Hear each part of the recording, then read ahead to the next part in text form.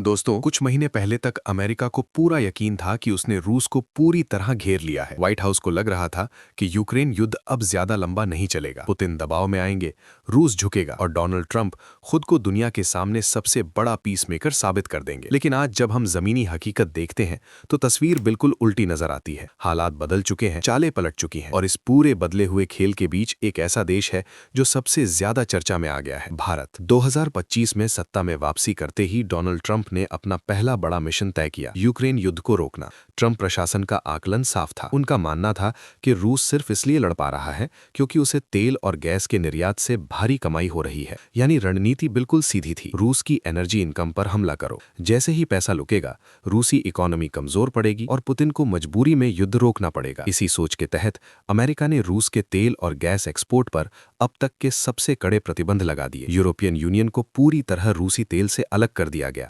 एशियाई देशों पर भी दबाव बनाया गया कि वे रूस से दूरी बनाएं। लेकिन असली टारगेट कोई और था और वो था भारत। यूक्रेन युद्ध के बाद भारत रूस से रिकॉर्ड मात्रा में सस्ता कच्चा तेल खरीद रहा था। यही बात वॉशिंगटन को सबसे ज्यादा चुभ रही थी। अमेरिका को लग रहा था कि अगर भारत रुका तो रूस की कमर टूट जाएगी। अगस्त 2025 में ट्रंप ने बड़ा और चौंकाने वाला फैसला लिया। भारत पर रूसी तेल खरीदने को लेकर 25% अतिरिक्त टैरिफ लगा दिया गया। अगर पहले से लगे टैक्स को जोड़ दें तो कुल टैरिफ करीब 50% तक पहुंच गया, जो दुनिया के सबसे ऊंचे टैरिफ्स में गिना गया। ट्रंप का संदेश बिल्कुल साफ था, या तो अमेरिका के साथ खड़े हो जाओ या फिर पुतिन के साथ। अमेरिका को भरोसा था कि अब रूस का तेल बिकेना नहीं, पैसा आएगा नहीं और यूक्रेन युद्ध अपने आप ठंडा पड़ जाएगा। लेकिन यहीं से असली खेल शुरू होता है। रूस ने ऐसा रास्ता चुना जिसकी वॉशिंगटन ने कल्पना भी नहीं की थी। तेल की जगह रूस ने सोने का रास्ता खोल दिया, और खासतौर पर भारत के साथ। 2025 में रूस ने भारत को $5 अरब से ज्यादा का सोना निर्यात किया। सिर्फ अगस्त महीने में ही इतना बड़ा गोल्ड शिपमेंट हुआ, जो 2021 के बाद सबसे बड़ा था। और ध्यान देने वाली बात यह है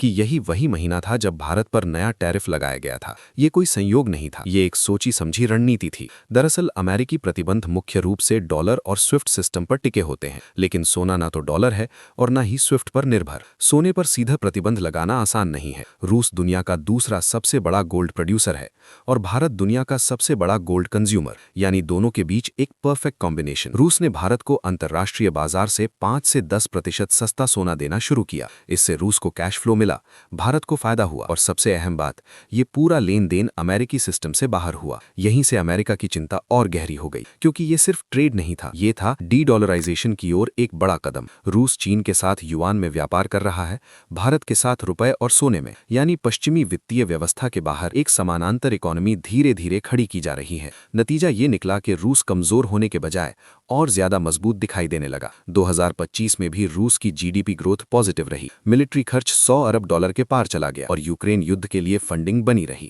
जिस योजना से ट्रंप रूस को झुकाना चाहते थे, वही योजना उल्टी पड़ गई। अब बात करते हैं भारत की भूमिका की। भारत ने ना तो अमेरिका से सीधी टक्कर ली, न ही रूस से रिश्ते तोड़े। भारत ने रूसी तेल की खरीद कुछ हद तक कम जरूर की, लेकिन पूरी तरह बंद नहीं की। साथ ही सऊदी अरब और इराक से सप्लाई बढ़ाकर बैलेंस बनाया। सोने के मामले में भारत ने मौके को पहचाना और उसका फायदा उठाया। भारतीय विदेश नीति का संदेश बिल्कुल साफ था, एनर्जी सिक्योरिटी पहले। हालांकि इसमें जोखिम भी है। अगर भविष्य में अमेरिका सोने के व्यापार पर भी सख्ती करता है तो दबाव बढ़ सकता है, लेकिन फिलहाल भारत कूटनीति और संतुलन के जरिए इस स्थिति को संभाल रहा है। कुल मिलाकर दोस्तों, ये कहानी सिर्फ रूस या अमेरिका की नहीं है, ये कहानी बदलती दुनिया की है, कमजोर होते प्रतिबंधों की है और उस भारत की है जो अब सिर्फ एक मार्केट नहीं बल्कि ग्लोबल पावर बैलेंसर बन चुका है। अगर आपको ये विश्लेषण पसंद आया हो तो वीडियो को लाइक जरूर करें, अपनी राय कमेंट बॉक्स में लिखें और इसे ज्यादा से ज्यादा शेयर करें ताकि सच सब तक पहुंचे। ऐसे ही दमदार और गहराई वाली वीडियो के लिए Ajay rise India YouTube channel को सब्सक्राइब करना ना भूलें।